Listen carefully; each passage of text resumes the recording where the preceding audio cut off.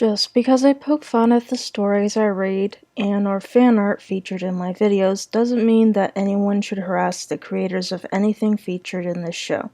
Cyberbullying is a serious issue that damages people emotionally and psychologically, sometimes to the point of self-harm and or suicide. Please keep any and all criticism constructive and reasonable for all parties involved. Thank you. Hey guys, what is up? This is GothCat bringing you the pilot episode of Totally Overrated, the show where I read creepypastas that are completely overrated and have no reason to be popular whatsoever. And in this first episode, I will be reading Jeff the Killer. Now, this is probably going to end up being a 2 or 3-parter because it's a bit longer than I'm used to. So, why do I show my face now? Well, it's because I showed my face in the premiere of Not Sure If Troll, and I figure I should do you guys a favor in this premiere. So, now without further ado, enjoy the show, guys.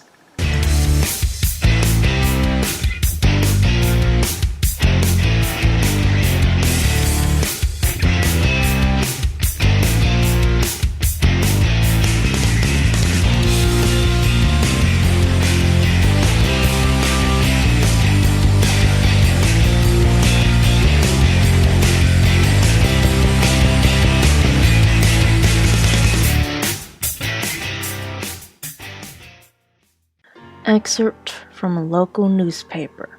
Ominous unknown killer is still at large. After weeks of unexplained murders, the ominous unknown killer is still on the rise. After little evidence has been found, a young boy states that he survived one of the killer's attacks and bravely tells his story. "I had a bad dream and I woke up in the middle of the night," says the boy. "I saw that for some reason the window was open, even though I remember it being closed before I went to bed. I got up and shut it once more. Afterwards, I simply crawled under the covers and tried to get back to sleep. That's when I had a strange feeling, like someone was watching me. I looked up and nearly jumped out of my bed. There, in the little ray of light illuminating from between my curtains, were a pair of 2 eyes. These weren't regular eyes, they were dark, ominous eyes. They bored in black and just plain out terrified me. That's when I saw his mouth, a long, horrendous smile that made every hair on my body stand up. The figure stood there watching me. Finally, after what seemed like forever, he said it. A simple phrase, but said in the way only a madman could speak. He said, 'Go to sleep.' I let out a scream, and that's what sent him at me.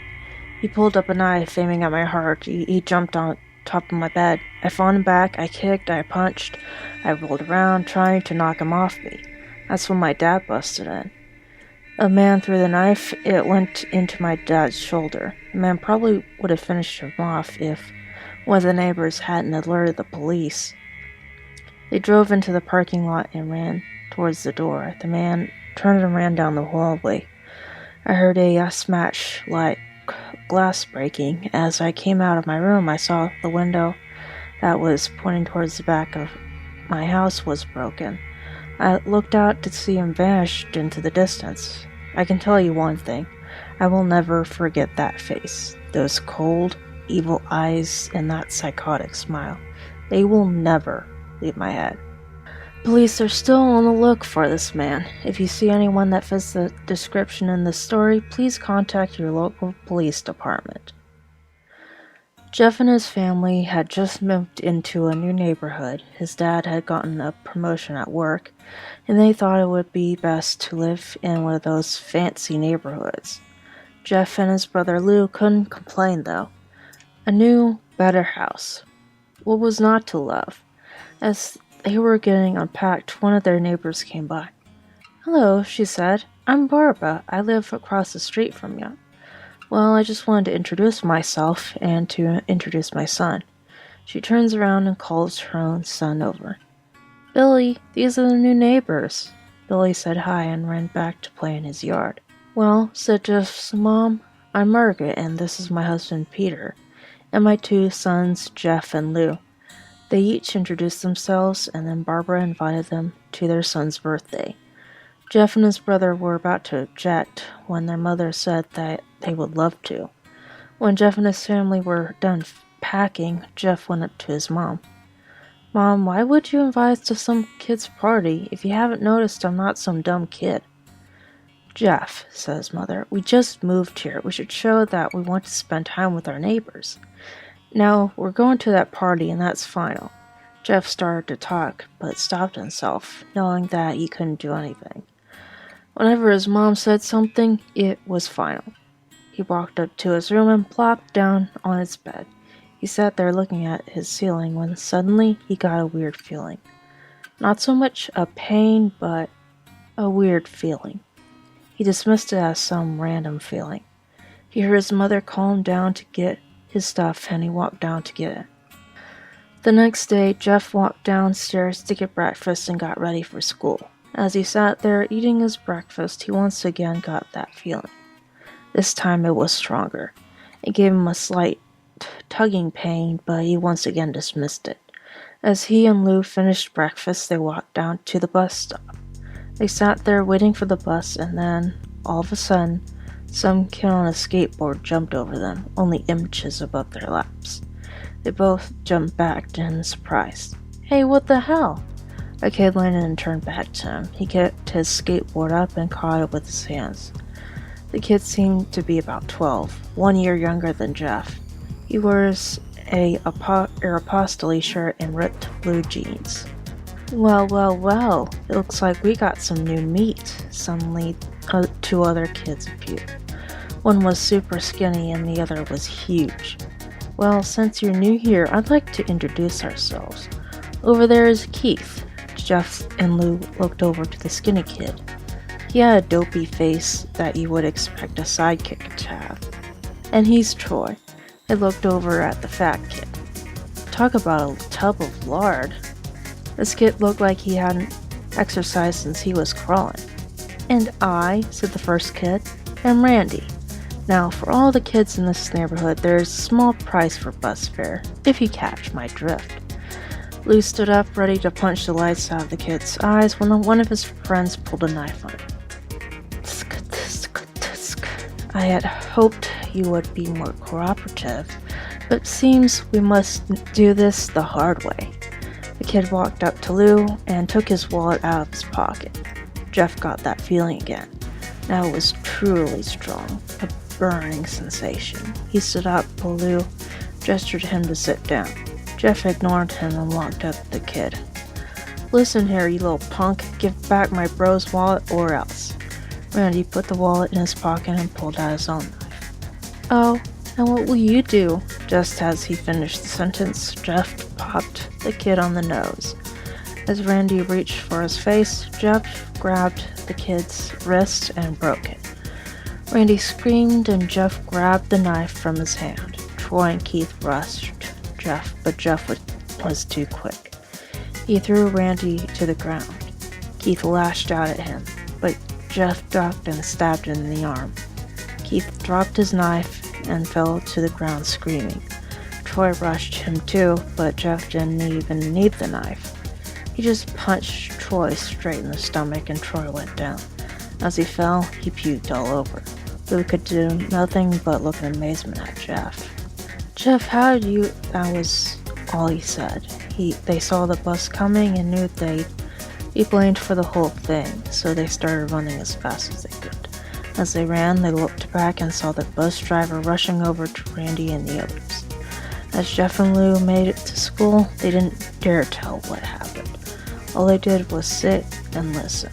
Lou just thought of that as his brother beating up a few kids, but Jeff knew it was more.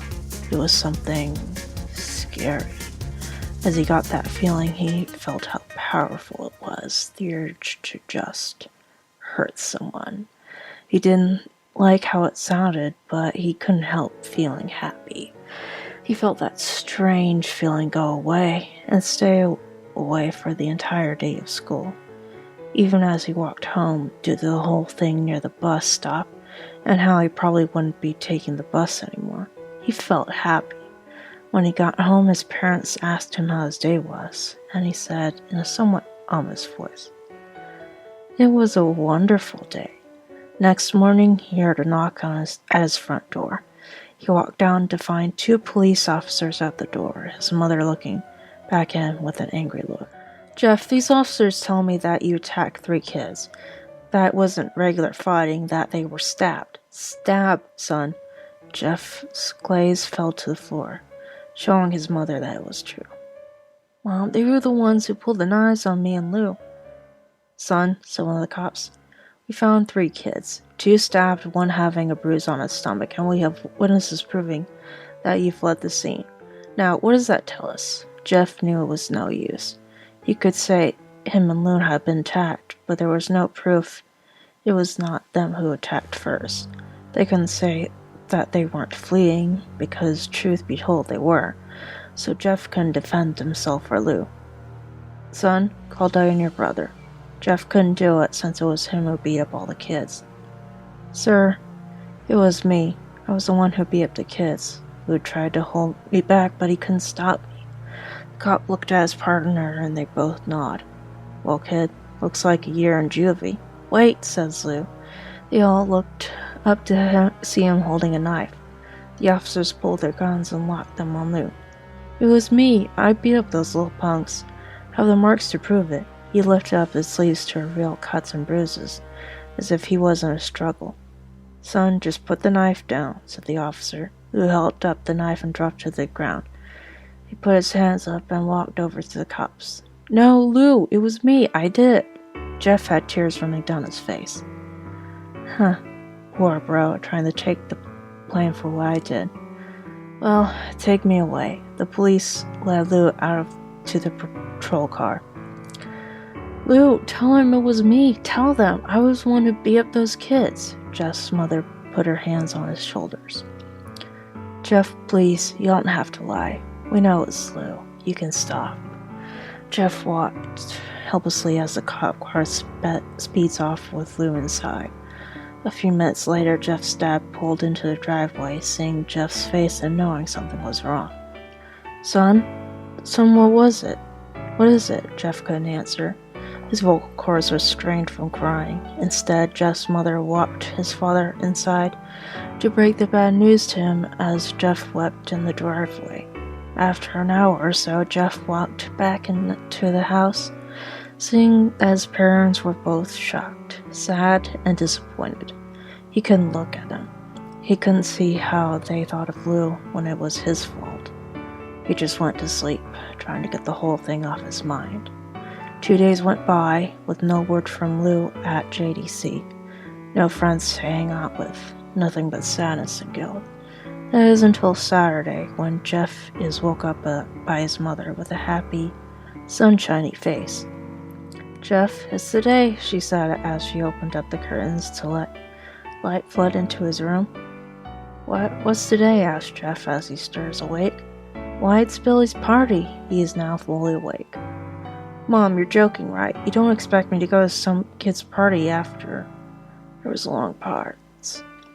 "Jeff, we know what happened. I think this party could be the thing that brightens up the past days. Now, get dressed."